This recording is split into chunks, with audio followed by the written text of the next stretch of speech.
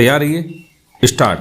अपीलार्थी वादी अनीता ने प्रत्युत्तरदाता गण के विरुद्ध सिविल जज जूनियर डिवीजन चंडीगढ़ के समक्ष क्रमशः 10,48,000 रुपये व 67,31,000 रुपये की वसूली के लिए 2 दीवानी वाद संख्या 15,643 और 15,592 वर्ष 2007 संस्थित किए थे, जिन्हें सिविल जज ने निरस्त कर दिया, किंतु प्रथम अपील में अपीलीय न्यायालय ने निर्णय दिनांक 18/3/2015 के द्वारा वादी का वाद आज्ञप्तित कर दिया। स्टॉप। पुनः प्रत्युत्तरदाता गण की अपील पर उच्च न्यायालय ने आक्षेपित निर्णय दिनांक 20/3/2018 के द्वारा प्रथम अपीलीय न्यायालय के निर्णय को उलट दिया। स्टॉप। तदनुसार अपीलार्थी वादी का वाद निरस्त कर दिया। स्टॉप। अतः वादी अपीलार्थी ने उच्च न्यायालय में यह SLP अपील प्रस्तुत की। स्टॉपेरा।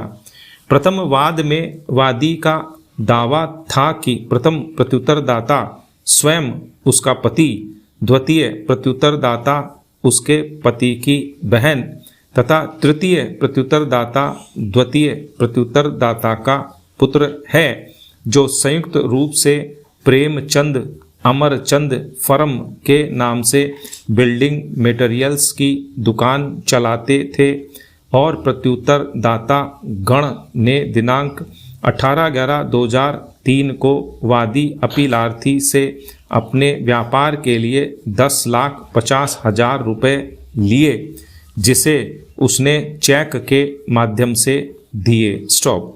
प्रत्युत्तरदाता गण ने यह वचन देते हुए दिनांक 7/8/2006 को 5 लाख रुपए वापस किए कि उधार की शेष धनराशि 6 महीने के भीतर लौटा देंगे, किंतु उन्होंने शेष धनराशि वापस नहीं की। स्टॉप। इसलिए वादी ने शेष धनराशि 5,50,000 रुपये और उस पर ब्याज 4,98,000 रुपये सहित 10,48,000 रुपये की वसूली के लिए उक्त वाद संस्थित किया।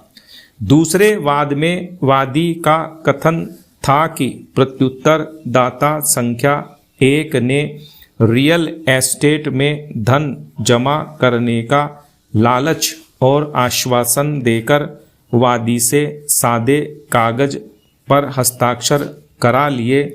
फिर वादी के खाते से उन्होंने अनेक अवसरों पर कुल 54,50,000 रुपये अपने खाते में ट्रांसफ़र करा लिए, जो वास्तव में वादी के द्वारा अधिकृत नहीं थे। स्टॉप। अतः वादी ने प्रत्युत्तरदाता के विरुद्ध भारतीय दंड संहिता की धारा 420, 467 और 471 सपटित धारा 120 ख के अंतर्गत एक परिवाद भी संस्थित किया, जिसमें प्रत्युत्तरदाता गण जमानत पर हैं। स्टॉप। अतः ब्याज सहित वादी ने 67,31,000 रुपये की वसूली के लिए दूसरा वाद संस्थित किया। स्टॉप। प्रत्युत्तरदाता गण प्रतिवादी गण का कथन था कि वादी के साथ जो भी धन का लेन देन हुआ वह सभी व्यापार में उसकी ओर से किया गया निवेश था और यह कि उक्त धन के संबंध में पक्षों के बीच में मध्यस्थ के माध्यम से समझौता हो गया था। स्टॉपेरा।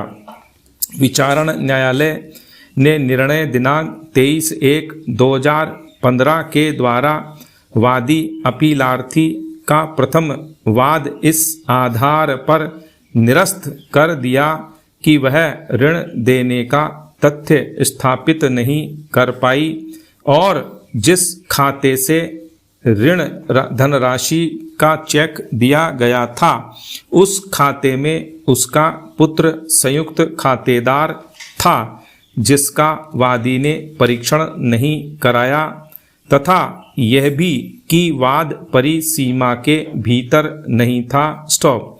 निर्णय दिनांक 22/7/2013 के द्वारा विचारण न्यायालय ने वादी का दूसरा वाद भी निरस्त कर दिया, इस आधार पर कि पक्षकार रियल एस्टेट व्यवसाय में शामिल थे और कि मध्यस्थों DW2 और 3 के साक्ष्यों के अनुसार 5 लाख रुपए के फुल एंड फाइनल भुगतान पर दिनांक 7/8/2006 को समझौता हो गया था, और यह भी कि वादी प्रतिवादी गण प्रत्युत्तर दाता गण की ओर से किए गए किसी कपट को साबित करने में विफल रही। स्टॉपेरा।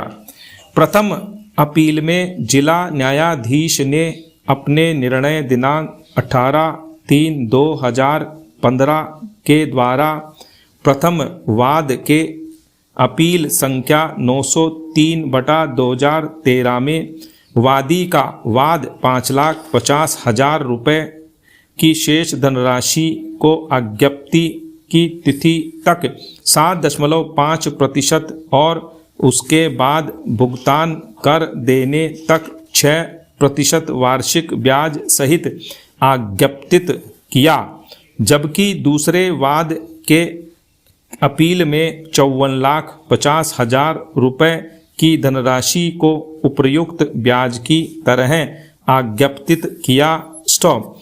प्रत्युत्तर दाता गण की अपील पर उच्च न्यायालय ने अपील अनुज्ञात करके न केवल प्रथम अपीलीय न्यायालय के निर्णय को निरस्त कर दिया। स्टॉप।